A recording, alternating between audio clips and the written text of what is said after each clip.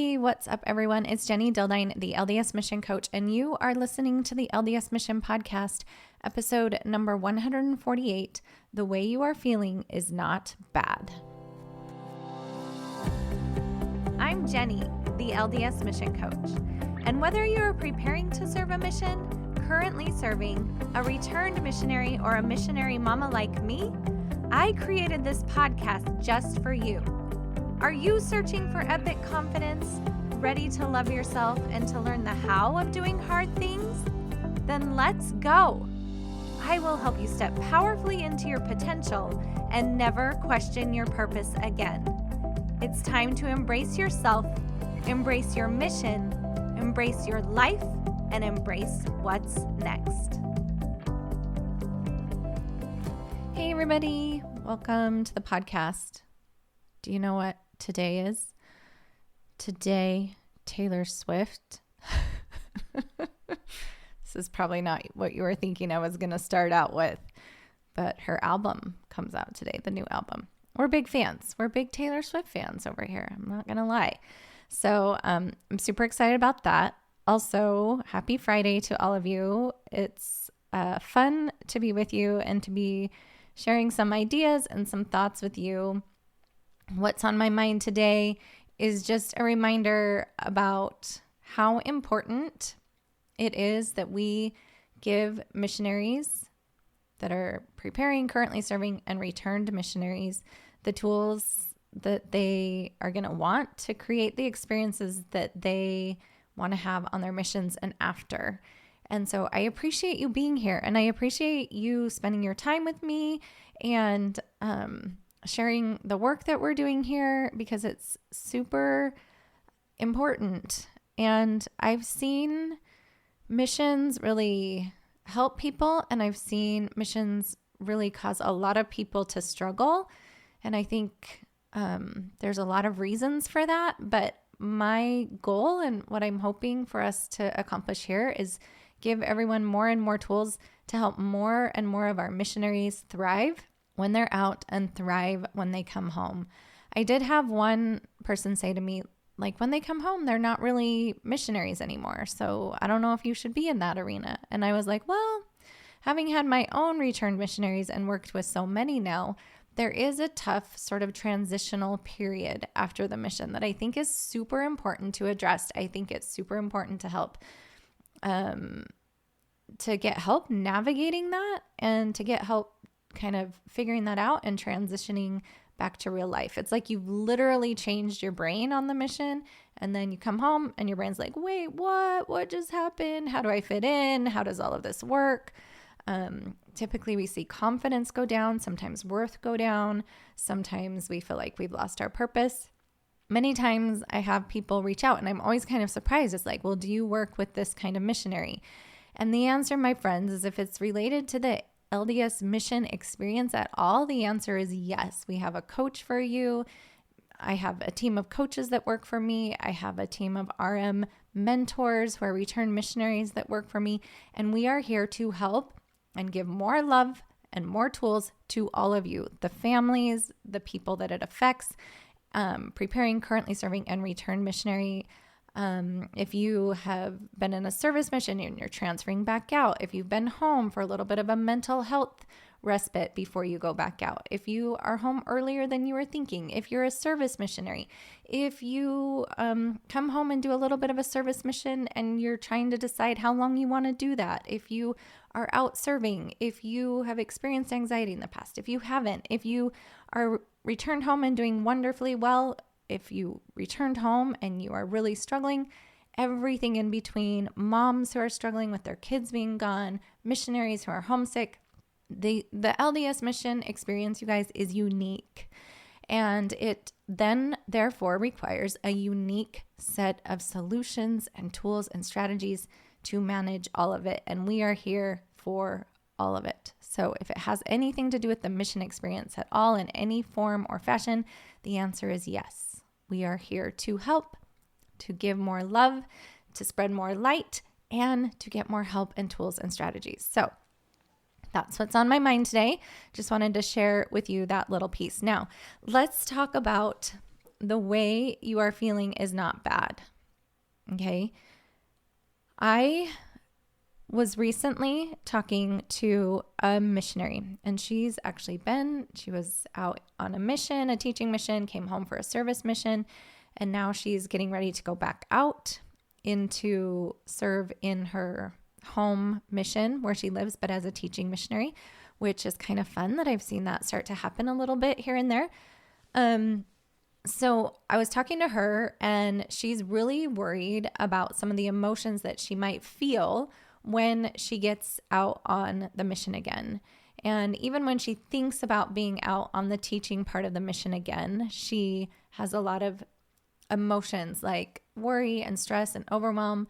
And what she said to me is she said, I know that it's bad that I'm thinking and feeling about it this way.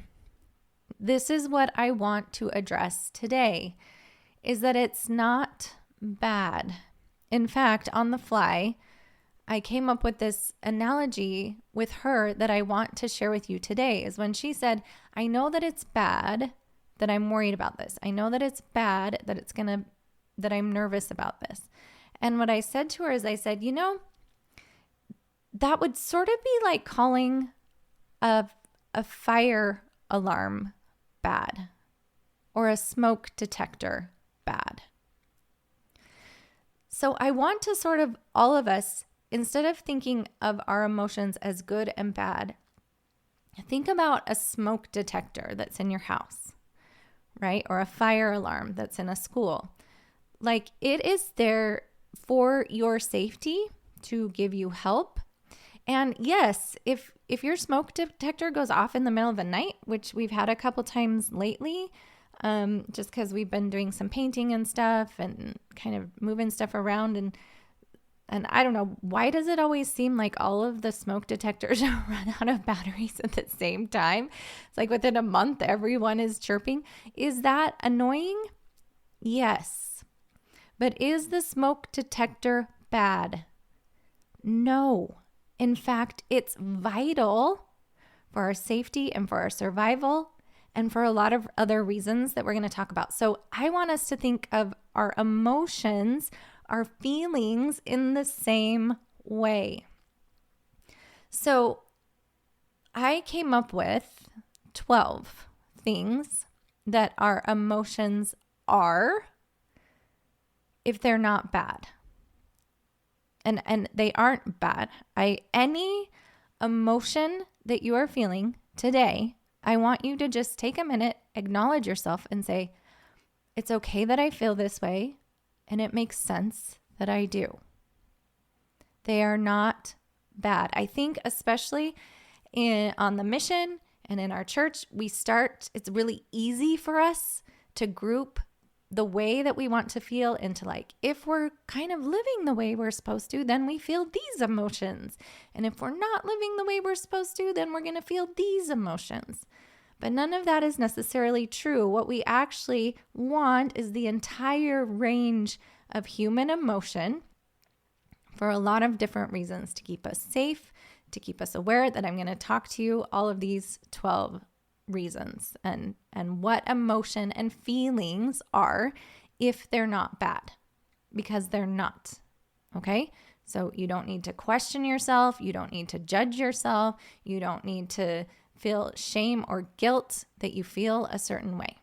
You can just feel that feeling. And there's a lot of reasons that we feel them. So I want to share with you these 12 reasons why we have these smoke detectors or these alarms in our bodies, in our lives. Okay, number 1, I like to think of emotions as an exclamation point. So if we're having an experience, right, and that experience feels really good, it feels really exciting, it feels really abundant, then maybe we'll notice some emotion rise in our body, and it's kind of like an exclamation point to the thought maybe we're having. And it's a way for our brain and our body to say, this is something you want to keep doing. Put a lot of emphasis on it. Put a lot of additional like emotion behind something. Like Sometimes I feel a lot of emotion when I go to a musical or after I sing in a concert and we kind of get that like surge of adrenaline or dopamine. Those emotions are made to sort of be like an exclamation point. In fact, yesterday, my husband, I'm recording this a little bit early, but my husband had watched the NCAA National Championship, and there was kind of a speech that Terry Crews gave online before the game. And my husband was like, he was like, this stuff makes me so emotional. And me and my daughters are like, oh, that's so cool. Didn't really do anything for us, although I do love Terry Crews and I do love a good old fashioned like pep talk. But my husband had that emotion rise in him as like an exclamation point. Like, I love this stuff. This is amazing. Okay, so number 2 is I like to think of emotions as information. Okay, not bad, but like if your smoke detector is going off in your house, information. Like, oh, that's good to know that we need to change the batteries. Or sometimes we probably need to clean our oven. And so our oven sometimes gets a little smoky if we're roasting something up by the broiler. And then we open the oven and then the smoke detector goes off, right? That's good to know. Just information. That is how we can think of our emotions as well. It's like, oh, that's just good to know that I'm reacting in that certain way. And we can see it sort of like I've recorded a podcast about this, like being the observer of it, being the scientist, and just being like, oh, that's good to know. That's good information that I react nervously when I go into a transfer, or I act embarrassed when I go on my first date after the mission. Okay, number 3 is emotions are nuanced. I want us to remember this. I think that we have such a small emotional vocabulary where only really ever talk in terms of I feel good, I feel bad, I feel mad, I feel sad, right? Like that's basically the extent of the way that we communicate with one another and the way that we're feeling. And so I think just in general, it could be highly useful for us to really dig into the entire range of human emotion. So maybe we're feeling restless. Maybe we're feeling fatigued. Maybe we're feeling bugged. Maybe we're feeling a little bit like grumpy. Maybe we're feeling gloomy. And, instead of just sad or bad, let's really flush that all out. When we understand that human emotion is on a spectrum, right? And it's a huge spectrum of emotion, then we can quit putting emotion as these are the good ones and these are the bad ones. And these are the ones we're supposed to quote unquote feel. And these are ones quote unquote we're not supposed to feel. None of that is true. Emotions are nuanced. And in one situation for one person, we're going to feel a certain way, and the same exact situation, another person is going to feel a little bit differently than you. And it's supposed to be that way. Okay, number 4, emotions are neutral. Okay, they are not good or bad. They just are. So the emotion that you're having, we don't need to give any meaning to it. We don't need to give any judgment to it. We can just be like, oh, okay, this is neutral. It's just an experience that I'm having because I'm human and because I have thoughts. It's just your brain helping and giving you information and trying to communicate it to you in a useful way. Number 5, if emotions aren't bad and feelings are not bad, they're number 5, a warning sign. Like picture if you're walking down a dark alley and all of a sudden the fear starts to rise up. This is your body and your brain telling you, hey, guess what? This could be dangerous for you. It could be a warning. Sometimes actually, you guys, your brain will warn you of stuff that logically we understand is safe, but sometimes your body and your brain will be like, ooh, this isn't safe. Like sometimes when we're walking into sacrament meeting or we're going into a new transfer or we've just gotten to the mission for the first time, okay? Your emotions are a little bit of a warning. again, just sort of like pay attention to this. This might not be good for you. Doesn't mean that it is good for you or isn't good for you. Just your body is going to give you a little bit of a warning or a little bit of a heads up what's coming. Okay, number 6, emotions and feelings show us what to pay attention to. Let's say you're getting towards the end of your mission, you're feeling a little bit trunky, right? You're getting a little bit exhausted. Then maybe your brain's like, pay attention to this because you actually need a little bit more rest. Okay, or if you're feeling really content, maybe that's the way for your emotion to be like, do more of this. This feels really good. We're in a good space. Or maybe we're feeling nervous or anxious about something. That is your brain and your body's way of saying, hey, like this could be important. Maybe we want to pay a little bit more attention to this. If we think about number 7 is our emotions show us what matters to us. I was thinking about, let's say we're jealous of someone or we're feeling envious of someone.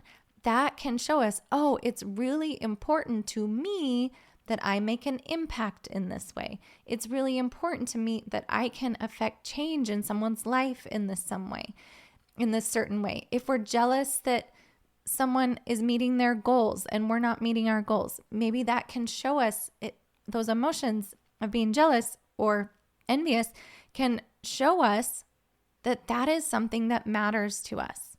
Even if we're like, for me, I'm getting ready to do a couple speaking things this summer and I'm feeling a little bit nervous about that. That is not bad. That actually shows me that speaking is important to me. Okay. Or maybe it's resentment, or maybe it's insecurity, or maybe it's fear, or maybe it's sadness, right? When we go out on our missions and we're feeling homesick, that is not bad. That shows you that your family and the things that you had at home are important to you. So number 7 is emotions and feelings show us what matters to us. Number 8, I like this one a lot. This one's really fun, is emotion can show us what's possible. So if someone came up to me and was like, hey, Jennie, I'm so excited that you're going to play in the NBA one day, I would have zero emotion around that. Versus if someone was like, oh, Jennie, guess what? You're going to be on this podcast. You're going to create this amazing thing. This person wants to talk to you. And then I feel a little bit of fear or nervousness. It shows me and shows my brain that I know that that's possible and something that I could do. I once knew this coach that talked about it like barf goals. So if the goal that you set causes some kind of emotion inside your body, you secretly know that that is possible for you. So if you're feeling any sort of emotion or feeling, it's not bad. It actually can show you what is possible for you. Number 9, sometimes feelings, we're just meant to feel them. Have you ever considered this before? Sometimes I think about this, I went through kind of a really lonely time where I felt not seen and not heard in my community here. And usually that kind of thing happens to me in the winter. And I actually sometimes it really is helpful for me to think, oh, I'm feeling this so I know what missionaries feel like. Sometimes I think we're just given feelings, right? However you think that works based on our circumstances or our thoughts or whatever, or we just are given experiences that create emotion so that we can understand and have empathy for other people.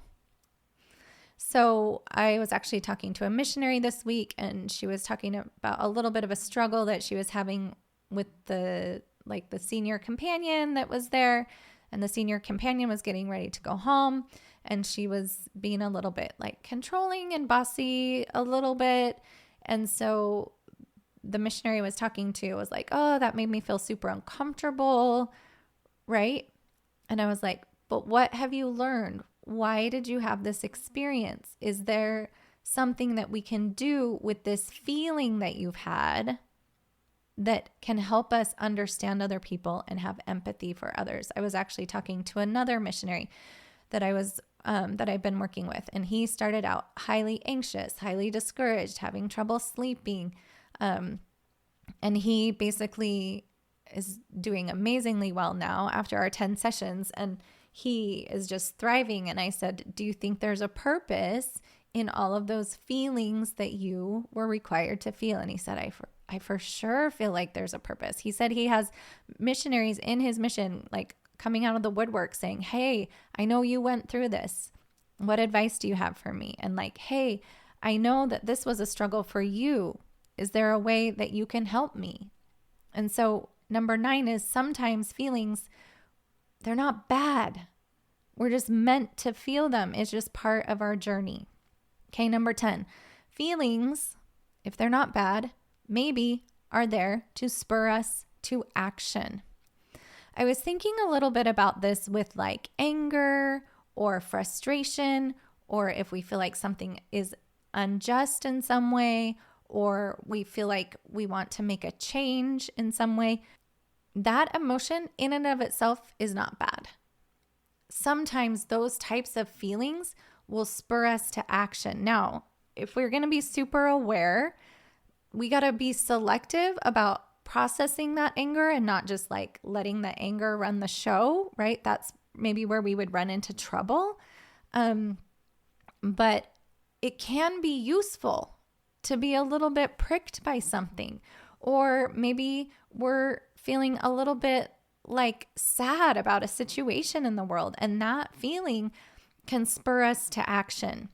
Or I'm thinking about at the middle school or the high school, if we're watching someone get treated in a certain way that we don't agree with, that emotion that we feel of either sadness or resentment or whatever that emotion is, it's not bad in and of itself. It's that emotion or that feeling that can propel us towards getting in the middle of it and saying, hey, you shouldn't be talking to this person that way, right? Or maybe an emotion we're feeling of confidence or whatever can help us stand up for ourselves. And all of those things are beautiful things. So number 10 is sometimes emotion or feelings spur us to action.